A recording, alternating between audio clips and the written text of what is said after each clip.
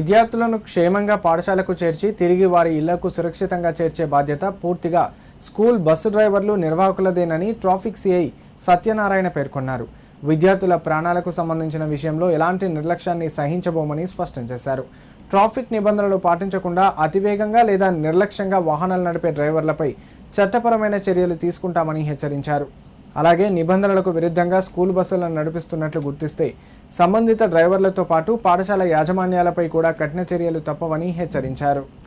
సిద్దిపేట జిల్లా గజ్వేల్ పట్టణంలో విద్యార్థుల భద్రతను దృష్టిలో ఉంచుకుని ట్రాఫిక్ పోలీసులు ప్రైవేట్ పాఠశాల బస్సులపై ప్రత్యేక తనిఖీలు నిర్వహించారు. ఈ సందర్భంగా బస్సుల ఫిట్నెస్, డ్రైవింగ్ లైసెన్సులు, వాహనాల పత్రాలు, అత్యవసర భద్రతా పరికరాలు, విద్యార్థుల రవాణాకు సంబంధించిన నిబంధనల అమలును పరిశీలించారు.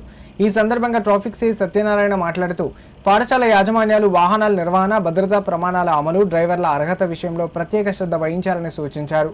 విద్యార్థుల భద్రతకు అత్యంత ప్రాధాన్యత ఇస్తూ ప్రతి స్కూల్ బస్ తప్పనిసరిగా ట్రాఫిక్ నిబంధనలు పాటించేలా చర్యలు తీసుకోవాలని కోరారు. ఈ తనిఖీలతో స్కూల్ బస్ డ్రైవర్లు, యాజమాన్యాలు మరింత బాధ్యతాయుతంగా వ్యవహరించాలని ట్రాఫిక్ పోలీసులు సూచించారు.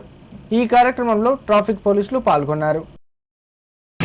ఈ స్కూల్ బస్సులు నడిపే క్రమంలో ఫిట్నెస్ సర్టిఫికేట్స్, పొల్యూషన్, ఇన్సూరెన్స్, స్కూల్కు సంబంధించి హెల్పర్, డ్రైవర్కి సంబంధించి uniform and badge, first aid kit ఇవన్నీ ప్రాపర్గా ఉన్నాయో లేవో అని చెప్పి ఈరోజు స్పెషల్గా టెస్ట్ చేయడం జరుగుతుంది. డ్రైవర్ ప్రాపర్గా నీట్ టర్న్అవుట్ తోటి డ్రైవ్ చేయాలి. పిల్లల్ని క్షేమంగా ఇంటి దగ్గర నుంచి పికప్ చేసుకొని స్కూల్లో దింపాలి.